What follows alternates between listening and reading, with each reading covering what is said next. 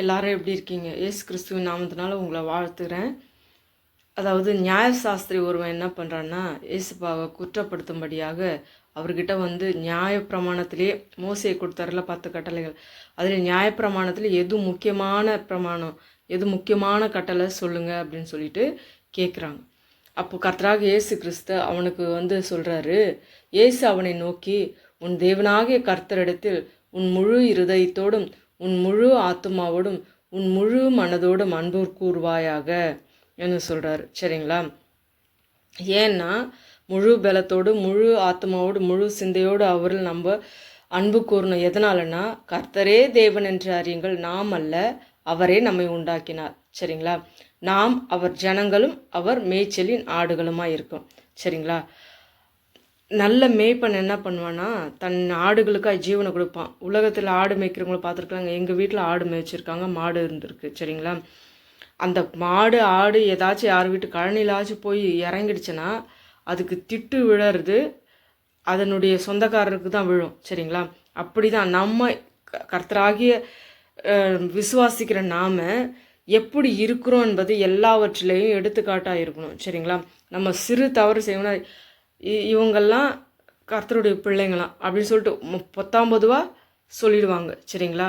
அப்போ ஒவ்வொரு செயலிலும் நம்ம எடுத்து வைக்கிற ஒவ்வொரு அடியிலும் என்ன பண்ணணும்? ஒழுங்குக்கிரயமாக செயல்படணும். சரிங்களா? அப்புறமா கர்த்தராக இயேசு கிறிஸ்து சொல்கிறாரு, யோவான் 10:11, நானே நல்ல மேய்ப்பன் தன் ஆடுகளுக்காய் ஜீவனை கொடுக்குறான். கர்த்தராக இயேசு கிறிஸ்து ஜீவனை கொடுத்தாரா?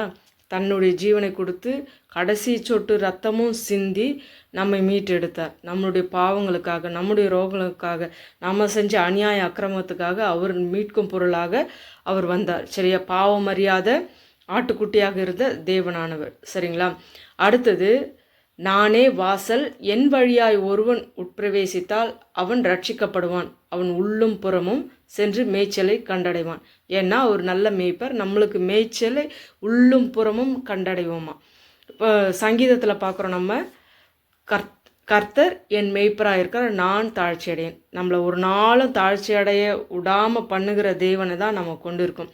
ஒன்று செய்யணும், நம்ம அவரையே பற்றி கொள்ளணும். ஏன்னா அவர் தான் கண்மலை, அவர் தான் கேடகம், அவர் தான் துருகம்.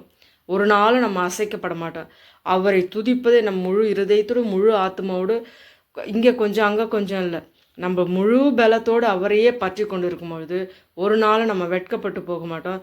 தேவன் நம் தேவைகளை நிறைவேற்றி, ஏன்னா அவர் நல்ல மேய்ப்பன், நம்மளுடைய குறைவுகளெல்லாம் நிறைவாக்கி தருகிற தேவனானவர்.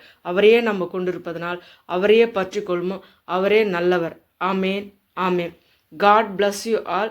கர்த்தர் உங்களை ஆசீர்வதிப்பாராக. ஆமேன்.